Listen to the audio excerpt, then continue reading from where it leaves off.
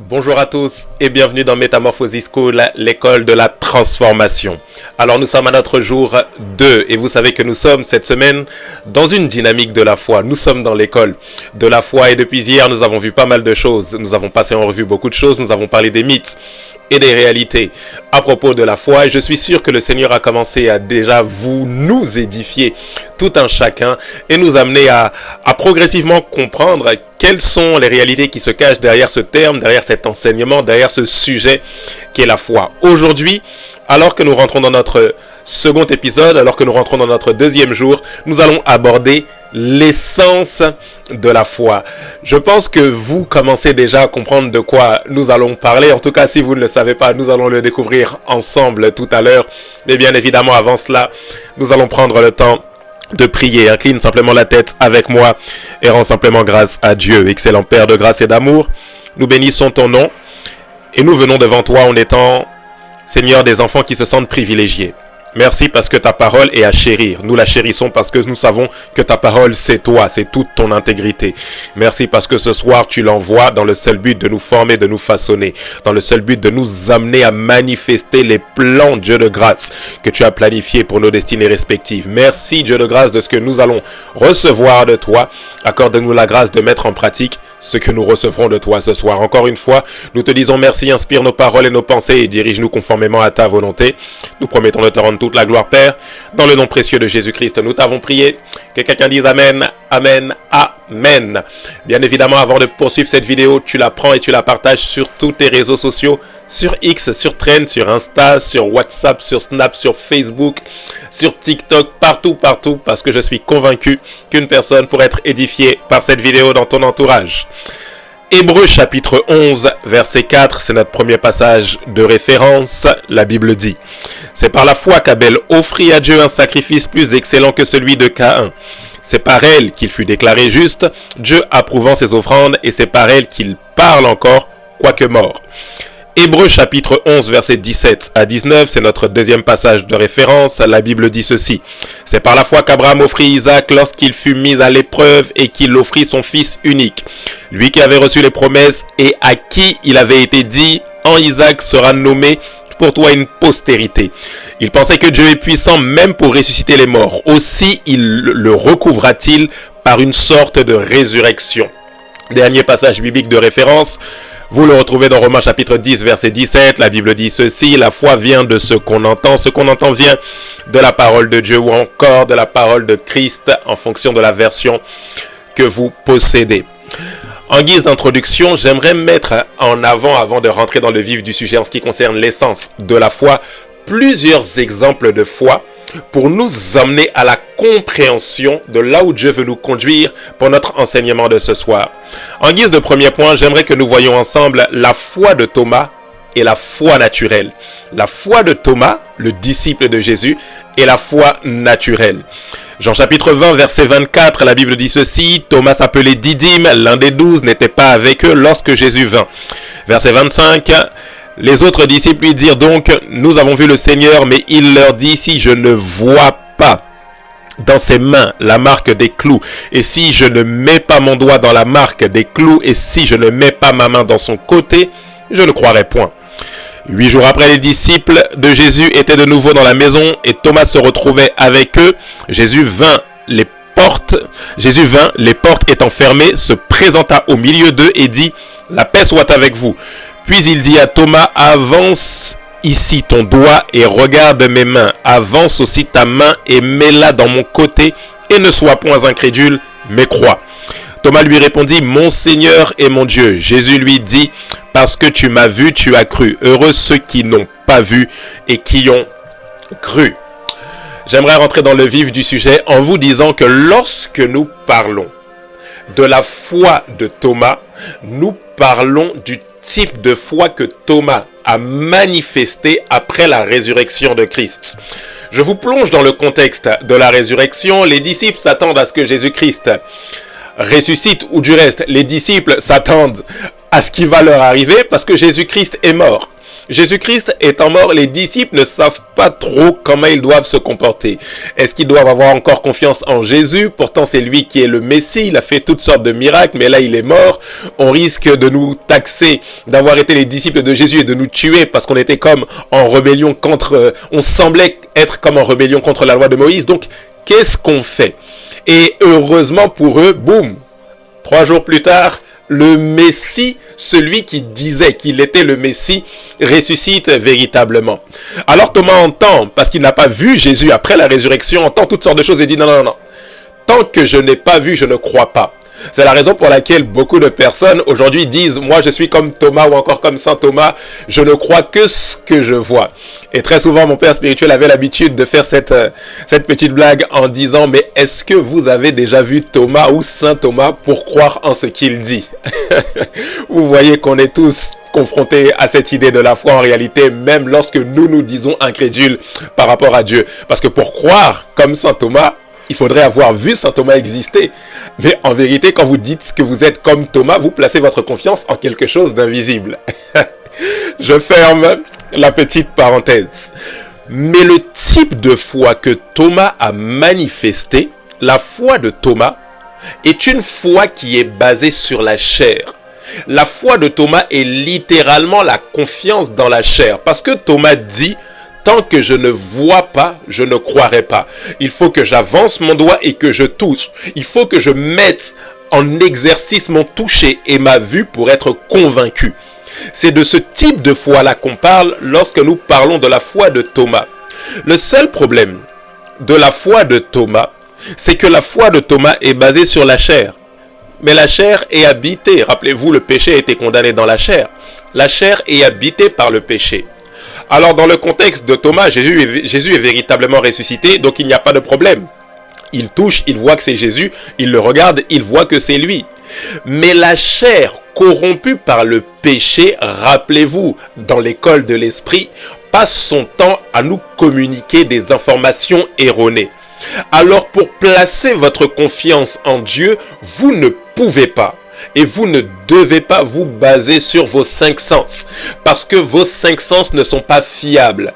Ainsi, la foi de Thomas, qui est cette foi qui semble comme naturelle, cette foi qui est basée sur des choses que nous voyons, cette foi qui est basée sur des choses qui sont comme palpables, des choses matérielles, cette foi-là n'est pas fiable, parce qu'on ne peut pas se fier aux 5 sens, étant donné que les 5 sens, depuis la chute d'Adam, sont pollués par le péché. Je ne crois que ce que je vois, mais qui vous dit que votre vue vous communique des bonnes informations? Je ne crois que ce que je vois. Alors quand je regarde la télé, je vois que le taux de chômage augmente. Quand je regarde la télé, je vois des informations qui polluent mon âme. Comment est-ce que je peux être convaincu que ma vue me dit la vérité en ce qui concerne la manière avec laquelle je dois avancer? La foi de Thomas est une foi basée sur les 5 sens, mais les 5 sens ne sont pas fiables. Alors vous ne pouvez pas, si vous voulez avoir une foi triomphante, on le verra dans les prochains jours, avoir la foi ou manifester le même type de foi que la foi de Thomas. Souvent, on compare la foi de Thomas à une foi naturelle, une foi qui est basée sur la vue, une foi qui est basée sur le toucher, sur le goût. J'ai goûté, alors je crois. J'ai vu, alors je sais. J'ai observé, alors en fonction de ce que j'ai vu, voilà ce que je déduis. J'ai touché, alors je peux réellement dire que telle chose existe. Et dès lors qu'on me dit que oui, mais ce que tu dois croire, tu ne peux pas le toucher, tu ne peux pas le voir, tu ne peux pas tu ne peux pas avoir d'éléments matériels pour placer ta confiance dans ça, automatiquement on se dit qu'on ne peut pas croire. C'est ainsi que vous voyez que la foi naturelle ou la foi basée sur les 5 sens est en réalité limitée par nos 5 sens. La foi dans les 5 sens ne peut pas aller au-delà des barrières de la chair. Ça veut dire que aussi longtemps que nos 5 sens, aussi longtemps que notre vue, notre ouïe, notre odorat, notre goût, notre toucher ne peut pas capter les informations, il est impossible pour nous de croire. La foi de Thomas est limitée sur les 5 sens. La foi de Thomas ou encore la foi naturelle est une foi qui nous emmène à chercher à contrôler Dieu. Alors que la foi en Christ nous fait perdre le contrôle au profit de Dieu qui reprend le contrôle sur nos vies. Je le répète, la foi en Christ nous fait perdre le contrôle de nos vies au profit de Dieu, là où la foi naturelle nous emmène à chercher à contrôler Dieu. Le deuxième type, ou le deuxième exemple de foi que la Bible mentionne, que nous allons voir ce soir, c'est la foi d'Abel. Genèse chapitre 4, verset 3 jusqu'au verset 7, la Bible dit ceci. Au bout de quelque temps, Caïn fit à l'Éternel une offrande des fruits de la terre, et Abel de son côté en fit une des premiers-nés de son troupeau et de leur graisse. L'Éternel porta un regard favorable sur Abel et sur son offrande, mais il ne porta pas un regard favorable sur Caïn et sur son offrande. Caïn fut très irrité et son visage fut abattu, et l'Éternel dit à Caïn, pourquoi es-tu irrité et pourquoi ton visage est-il abattu? Certainement si tu agis bien, tu relèveras ton visage, et si tu agis mal, le péché se couche à la porte et ses désirs se portent vers toi, mais toi domine sur lui. Alors un passage sur lequel il y a tellement de choses qui sont à dire, tellement de choses qui ont été dites. On se pose la question, est-ce que Abel avait effectivement donné la dîme? C'est pour ça que Dieu a porté un regard favorable sur son offrande et pas sur celle de Caïn. Est-ce que Caïn n'avait pas donné, des offrandes, des fruits de la terre, au lieu de donner des premiers-nés du troupeau, des bêtes, au lieu de donner des animaux? Qu'est-ce que Caïn n'a pas fait que Abel a fait? Une des choses fondamentales que nous devons comprendre ici et que nous voyons dans ce passage, c'est que Dieu n'agrée pas d'abord l'offrande, mais Dieu agrée d'abord celui qui offre. La Bible dit ceci, Dieu porta un regard favorable, pas sur l'offrande d'abord, mais Dieu porte un regard favorable sur Abel, et ensuite, et sur son offrande. Et Dieu ne porta pas un regard favorable sur Caïn et sur son offrande. Ça nous amène à comprendre une vérité fondamentale. Dieu ne veut pas d'abord qu'on offre, mais Dieu veut d'abord qu'on s'offre. C'est la raison pour laquelle la Bible dit, c'est l'apôtre Paul qui parle, je vous exhorte à offrir vos corps comme un sacrifice vivant, ce qui sera de votre part un culte raisonnable. Le culte raisonnable n'est pas lorsqu'on donne de l'argent à Dieu, mais le culte raisonnable, c'est lorsque notre cœur est incliné devant la volonté de Dieu. Donc ici, Dieu a d'abord agréé le donateur avant d'agréer le don. Ça, c'est une vérité fondamentale que nous devons comprendre par rapport à cette histoire d'Abel et de Caïn. Maintenant, la question que nous pouvons nous poser, c'est comment se fait-il que c'est Abel qui a été agréé? Et la réponse, nous la retrouvons justement dans le passage d'Hébreux que nous avons lu tout à l'heure, Hébreux 11.4, quand la Bible dit « C'est par la foi qu'Abel offrit ». Abel n'a pas offert par déduction. Abel n'a pas offert parce que lui, il était plutôt celui qui s'occupait des troupeaux, berger, alors que l'autre, pauvre Caïn, était cultivateur. Mais la Bible dit que Abel a offert par la foi. C'est par la foi qu'Abel offrit. Mais la même Bible dit dans Romains 10, 17 que la foi vient de ce qu'on entend et ce qu'on entend vient de la parole de Christ. En d'autres termes, nous comprenons ici que pour offrir de la bonne manière, il y a une instruction que Dieu a forcément donnée à laquelle Abel a décidé ou devant laquelle Abel a décidé d'incliner son cœur. Parce que pour pouvoir croire, il faut que Dieu ait parlé. Selon qu'il est écrit, la foi vient de la parole de Christ. Alors si Abel a offert par la foi, c'est qu'il a placé sa confiance dans quelque chose que Dieu avait dit. De la même manière que si Caïn a vu son offrande être refusée, c'est parce que Caïn n'a pas offert conformément aux directives que le Seigneur a données. Dans cette histoire, nous ne voyons pas tout dans Genèse, mais Hébreux chapitre 11 nous donne des indices de réponse en nous faisant comprendre qu'Abel a offert par la foi. Et s'il y a eu foi, c'est qu'il y a eu parole.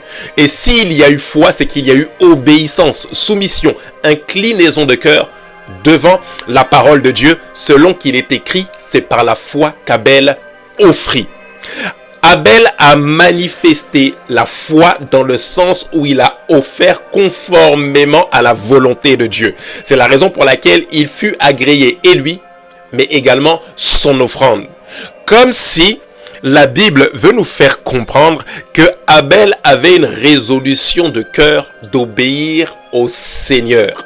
Rappelez-vous, je ne peux pas croire s'il n'y a pas quelque chose, une parole de l'Éternel dans laquelle je puisse placer ma confiance, étant donné que la foi vient de ce qu'on entend de la parole de Christ.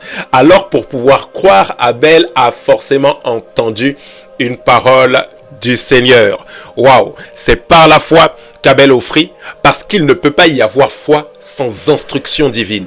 Abel a obéi par la foi aux instructions divines. Dieu donne une instruction en ce qui concerne l'offrande. Abel place sa confiance dans cette instruction. Voilà pourquoi la Bible dit, c'est par la foi qu'Abel offrit. Caïn n'a pas été agréé, pas parce que Dieu n'aimait pas Caïn. La preuve, lorsque Dieu dit le péché se couche à ta porte, il donne une directive à Caïn pour que Caïn obéisse à Dieu par la foi. Mais Caïn décide de fermer son cœur. Il exerce son libre arbitre en refusant d'obéir à Dieu et il va jusqu'à tuer son frère qui avait été agréé par Dieu. Dieu a parlé, voilà pourquoi Abel a offert de la bonne manière. Le troisième type de foi, c'est bien évidemment la foi d'Abraham. La Bible dit ceci, c'est par la foi qu'Abraham offrit Isaac lorsqu'il fut mis à l'épreuve et qu'il l'offrit son fils unique. Lui qui avait reçu les promesses et à qui il avait été dit, en Isaac sera nommé pour toi une postérité. Il pensait que Dieu est puissant même pour ressusciter les morts. Aussi il le recouvra-t-il par une sorte de résurrection. Jacques chapitre 2 verset 21 jusqu'au verset 25. Abraham notre père ne fut-il pas justifié par les œuvres lorsqu'il offrit son fils Isaac sur l'autel?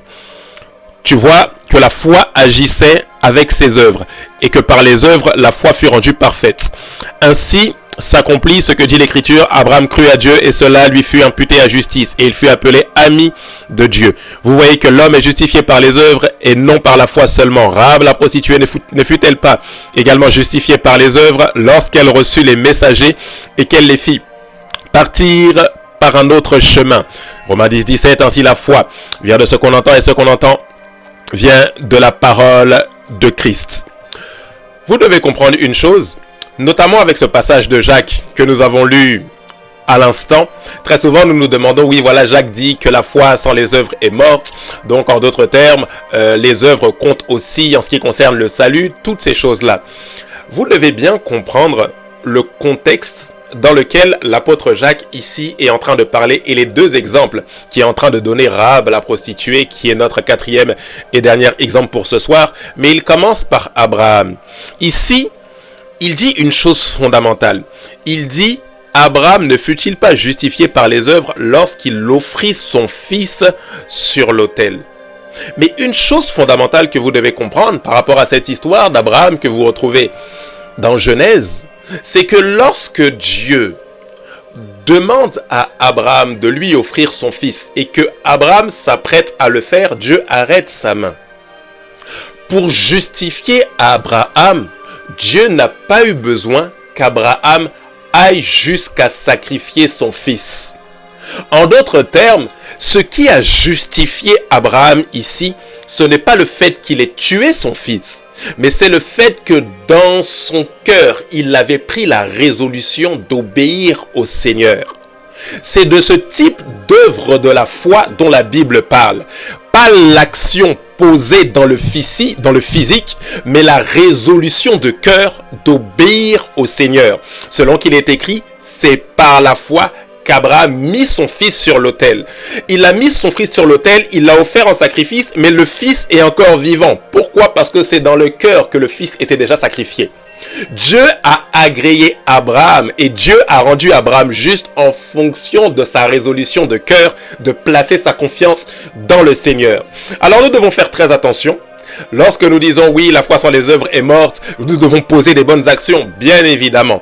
La foi est assortie de bonnes actions. Rappelez-vous ce que je vous ai dit hier, c'est de l'abondance du cœur que la bouche parle, c'est de l'intérieur vers l'extérieur. Mais ici, le type d'œuvre dont nous parlons, ce ne sont pas d'abord des actions physiques, mais une résolution de cœur. C'est comme si Dieu n'a même pas besoin qu'Abraham avance sa main parce qu'il a vu dans son cœur que son fils était déjà sacrifié. Deuxième exemple qui nous est donné, c'est l'exemple de Rahab la prostituée. La Bible dit que Rahab cache 2 espions. Et Hébreu nous présente Rahab comme celle qui fait partie des héros de la foi, comme une héroïne de la foi, comme celle qui fait partie des grands personnages bibliques dont la foi est comme un exemple à imiter. Mais ici, on est dans le contexte d'une femme prostituée qui a caché 2 espions et qui a menti aux gens de son peuple. Les 2 espions viennent pour espionner le territoire de Jéricho, et Rahab, prostituée qui est connue dans la ville, qui appartient à la ville, décide de les cacher en faisant cette déclaration. Nous avons vu, je sais que l'Éternel vous a donné le pays et que la terreur de votre nom est tombée sur nous et que tous les habitants du pays se fondent devant vous, car nous avons entendu comment l'Éternel a mis à sec les eaux de la mer devant vous lorsque vous sortiez d'Égypte, et ce que vous avez fait aux 2 rois des Amoréens qui étaient au-delà du Jourdain, à Sion et à Og, que vous les avez entièrement détruits. Nous l'avons entendu, et notre cœur s'est fondu, et le courage d'aucun homme ne se soutient plus devant vous, car l'Éternel votre Dieu est dans les cieux en haut et sur la terre en bas. Regardez ce qui a motivé Rahab à cacher les 2 espions. En temps normal, lorsque nous regardons cette action-là, si nous disons que la foi ou nos œuvres nous justifient devant Dieu, et ce n'est pas que la foi, mais c'est les œuvres. Donc quand l'apôtre Jacques dit, voilà, c'est pas uniquement la foi, mais il faut les œuvres, de quelle œuvre parle-t-on lorsque nous parlons que Rahab a été justifié par ses œuvres? Est-ce que les œuvres de Rahab, c'est le fait d'avoir menti en cachant 2 espions, ou c'est la résolution de son cœur de croire dans le Seigneur, le Dieu d'Israël, plus qu'en l'armée ou en la ville de Jéricho? Quelle est l'œuvre que Rahab a manifestée qui l'a rendue agréable aux yeux de Dieu? Bien évidemment, c'est le fait, après avoir entendu comment le Seigneur a délivré la nation d'Israël d'Égypte, après avoir entendu comment le Seigneur a assujetti, après avoir entendu que l'Éternel a donné ce pays dans lequel elle-même elle vit, ce pays à la nation d'Israël, elle décide de cacher? Ou est-ce que c'est le fait même d'avoir caché? Bien évidemment, c'est la résolution qu'elle avait dans son cœur de croire en le Dieu d'Israël. Elle dit, je sais que le Seigneur vous a donné ce pays, alors je ne vais pas lutter, mais je vais placer ma confiance en ce Dieu-là. De cette manière, sa foi l'a justifié.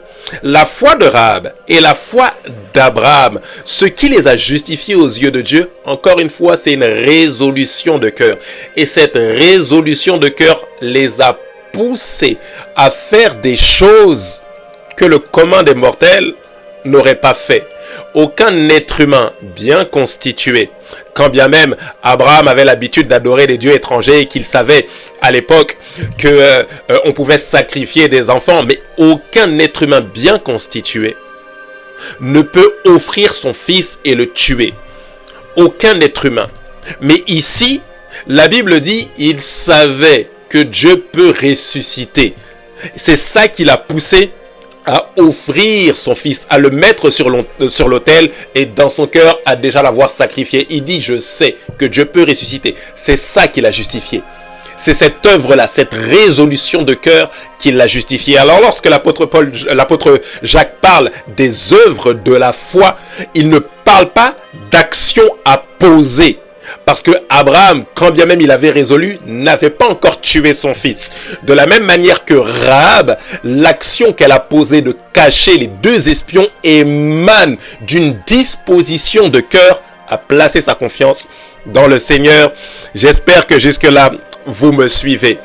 Étant en train de chuter dans notre enseignement de ce soir, la question que nous pouvons nous poser, c'est quelle est alors l'essence de la foi?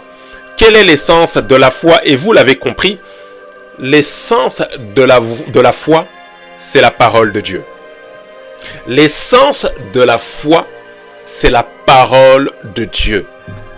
L'essence de la foi, c'est le fait de recevoir une direction divine.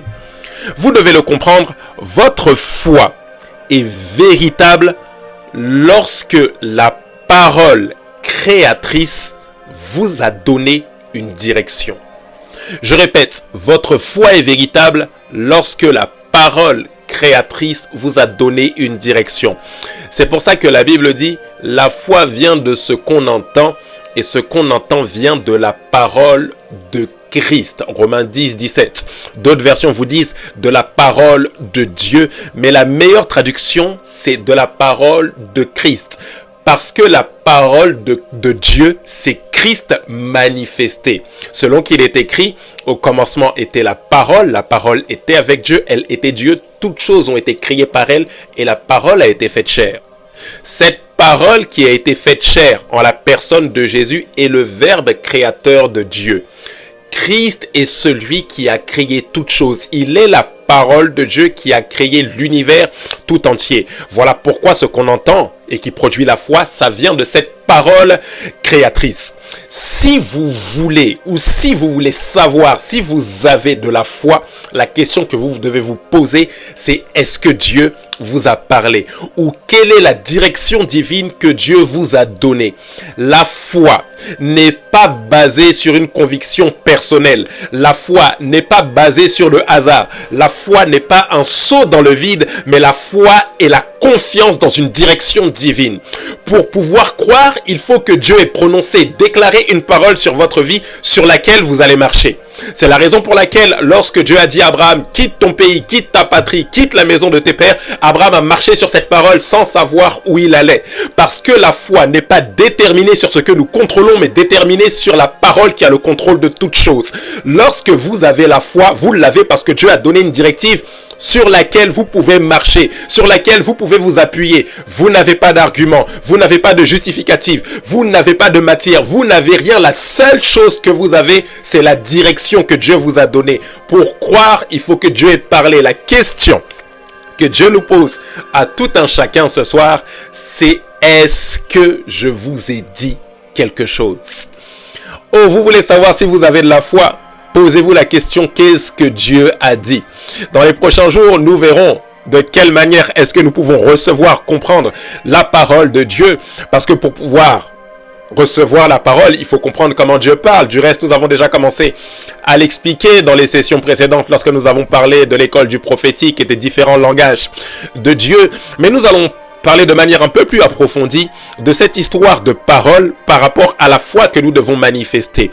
Demain, ou jeudi, nous parlerons de comment manifester une foi triomphante et nous verrons comment par la parole, nous pouvons manifester cette foi triomphante. Mais pour l'heure, vous devez comprendre une chose. Dieu doit parler pour que vous puissiez croire. C'est la parole qui produit la foi. Si Dieu n'a pas parlé, il sera difficile pour vous de placer votre confiance en Dieu. Il faut que Dieu parle. Et rassurez-vous d'une chose, Dieu parle constamment. Il n'existe pas un jour sans que Dieu ne vous donne une direction. La seule chose que vous devez faire, c'est être sensible à sa voix. Oh, je vous assure, lorsqu'on parle de la foi, on parle d'une foi basée sur la parole de Dieu. Lorsque la Bible dit la foi vient de ce qu'on entend et ce qu'on entend de la parole de Christ, cette foi surnaturelle, cette foi qui est puissante, cette foi qui est inébranlable est basée sur une seule chose, la parole. Voilà pourquoi la Bible dit la foi est une ferme assurance. Nous avons lu hier des choses qu'on espère, une ferme assurance, littéralement comme une substance, un soubassement, un socle sur lequel reposent les choses qu'on espère. J'espère en une guérison, mais pour espérer en cette guérison, Dieu a déclaré que par les meurtrissures de Christ, j'ai été guéri. J'espère en une provision financière, mais pour pouvoir espérer en cette provision financière, Dieu a déclaré que Christ à la croix s'est fait pauvre afin que par sa pauvreté, je sois enrichi. Dieu a déclaré une parole. J'espère en ma liberté en ce qui concerne le péché, la masturbation, la pornographie, mais Dieu a déjà déclaré. Jean chapitre 8, verset 32, vous connaîtrez la vérité et la vérité vous affranchira. Ainsi, croyant cette parole, j'espère en ma liberté, je manifeste ma liberté et je ne vis plus dans le mensonge du péché. Il insiste au verset 36, si le Fils vous affranchit, alors vous serez réellement libre. J'expérimente une véritable liberté parce que le socle de ma foi, c'est la parole que Dieu a déclaré. La ferme assurance des choses qu'on espère, la substance des choses qu'on espère, c'est la parole invisible, la parole créatrice de Dieu, celle qui a créé les mondes. À l'instant où Dieu dit que la lumière soit et la lumière fut, de la même manière, lorsque Dieu dit tu es libre du péché, la liberté ne prend pas un jour, 2 jours, elle se manifeste instantanément parce que la même parole qui a créé toute chose est cette même parole qui produit la liberté dans mon corps, la liberté de toute forme d'addiction. Est-ce que Dieu a parlé? Et je vous assure que Dieu a parlé. Tous les versets bibliques, toutes les paroles qui sont consignées dans les Écritures sont comme des substances, comme des sources, des soubassements, comme des essences de foi qui vous permettent d'avoir une marche chrétienne stable. Selon qu'il est écrit, la foi vient de ce qu'on entend et ce qu'on entend vient de la parole de Christ. Excellent Père de grâce, nous bénissons ton nom et nous te disons merci. Tu as parlé ce soir. Du reste, tu nous parles constamment, par songe, par vision, par ta parole écrite, par tes enseignements, tu nous parles, tu nous enseignes, tu nous éduques. Seigneur, merci pour ta parole que tu as envoyée. Produis en nous la foi. Produis en nous la foi. Seigneur, renverse les raisonnements incrédules. Renverse, Seigneur, ces raisonnements qui nous empêchent de croire comme nous devons croire. Seigneur, bannis toute forme de foi naturelle. Amène ta parole, cette parole qui n'a pas besoin d'arguments, qui a juste besoin d'être déclarée par Dieu pour que nous puissions en recevoir les bénéfices. Par la foi, nous recevons la guérison. Par la foi, je déclare et je décrète que toute personne qui se connecte, Seigneur, à cette vidéo, toute personne qui regardera cette vidéo en rediffusion, reçoit une délivrance, reçoit une guérison. Guérison au niveau des yeux, guérison du cancer, guérison des fibromes, par la puissance de la parole au nom de Jésus. Merci, Père de grâce, de ce que nous recevons par la foi. Parce que la foi vient de ce qu'on entend, ayant entendu ta parole. Seigneur, nous croyons à cette parole qui dit que nous sommes guéris. Nous croyons à cette parole qui dit que nous sommes libres. Nous croyons à cette parole qui dit que nous ne serons plus jamais sous le joug de l'esclavage. Merci pour la liberté en Christ. Merci, Dieu de grâce, pour ta parole que tu as envoyée. Accorde-nous la grâce d'aller encore plus loin. Demain, jeudi, pour les sessions, la session qui va suivre, donne-nous de manifester, Seigneur, cette foi triomphante. Encore une fois, nous te disons merci.